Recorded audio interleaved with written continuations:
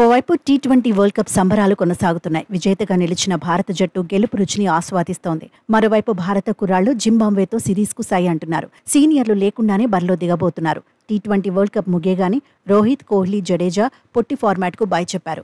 సీనియర్లు పాండ్యా, సూర్యకుమార్ యాదవ్, అక్షర్ పటేల్, కుల్దీప్ యాదవ్, జస్ప్రీత్ బుమ్రా, పంత్, సిరాజ్, హర్షదీప్ సింగ్కు సెలెక్టర్లు రెస్ట్ ఇచ్చారు. దీంతో 4-5 యువ ప్లేయర్లు జింబాబ్వేపై అరంగేట్రం చేయబోతున్నారు. యశస్వి జైస్వాల్, సంజు శాంసన్ ఆలస్యంగా జట్టుతో చేరబోతున్నారు. టీమిండియా ఇన్నింగ్స్ను శుభ్మన్ గిల్, అభిషేక్ శర్మ ఆరంభించబోతున్నారు.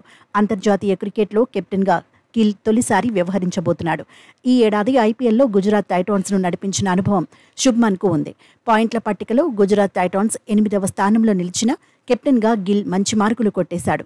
ఫ్యూచర్ స్టార్గా కితాబులు అందుకున్నాడు. అరంగేట్ర సిరీస్లో అభిషేక్ శర్మ ఎలా ఆడతాడనేది ఆసక్తికరంగా మారింది. ఐపీఎల్ ఫామ్ను కొనసాగిస్తే జట్టులో సెటిల్ అయ్యే అవకాశాలుంటాయి. నెంబర్ 3 పొజిషన్లో రుతురాజ్ గైక్వాడ్ కీలకం కాబోతున్నాడు. గతంలో టీమిండియా తరపున ఆడిన అనుభవం రుతురాజ్కు ఉంది. అంచనాలకు తగినట్టుగా ఆడితే చెన్నై సూపర్ కింగ్స్ ప్లేయర్కు కూడా ఫ్యూచర్ ఉంటుందనే చర్చ జరుగుతోంది. రియాన్ పరాగ్ పైన అందరి ఫోకస్ పడబోతోంది. ఐపీఎల్లో యువ ప్లేయర్ అద్భుతంగా రాణించాడు. అగ్రెసివ్ క్రికెట్తో కట్టిపడేశాడు. రాజస్థాన్ రాయల్స్ విజయాల్లో కీలక పాత్ర పోషించాడు. మిడిల్ ఆర్డర్లో టీమిండియాకు డిపెండబుల్గా మారాలని టీం మేనేజ్మెంట్ కోరుకుంటోంది. టీ20 వరల్డ్ కప్లో రింకు సింగ్ రిజర్వ్ జాబితాలోనే ఉన్నాడు.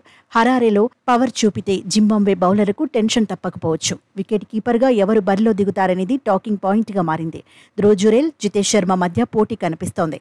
స్పిన్ ఆల్రౌండర్ల కోటాలో వాషింగ్టన్ సుందర్ ఫస్ట్ చాయిస్ ప్లేయర్గా ఉండటం ఖాయమే.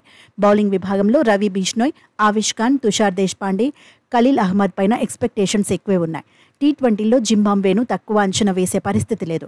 కెప్టెన్ సికిందర్ రజానే జింబాబ్వేకు ప్రధాన ఆయుధం. సమిష్టిగా రాణించిన టీమిండియాకు షాక్ ఇవ్వాలని ఆతిథ్య జట్టు పట్టుదలగా ఉంది. భారత జట్టుకు రికార్డులు ఫేవర్గా ఉన్నాయి. 2 జట్ల మధ్య ఇప్పటి వరకు 8 మ్యాచ్లు జరిగాయి. అందులో 6 మ్యాచ్ల్లో భారత జట్టు గెలిచింది. 2 మ్యాచ్ల్లో జింబాబ్వే సత్తా చాటింది. హరారేలో చివరి 12 నెలల్లో జరిగిన మ్యాచ్ల్లో స్పిన్నర్లు 69 వికెట్లు తీశారు. Economy rate 6.6. ఫాస్ట్ బౌలర్లు 80 వికెట్లు దక్కించుకున్నారు. Economy rate 7.82. చివరి 12 మ్యాచ్ల్లో తొలుత బ్యాటింగ్ చేసిన జట్లు 5 సార్లు మాత్రమే 150కి పైగా స్కోర్లను సాధించాయి. మొత్తంగా జింబాబ్వేతో తొలి మ్యాచ్లో భారత కుర్రాళ్లు ఎలా రాణిస్తారనేది ఆసక్తి అభిమానుల్లో ఉంది.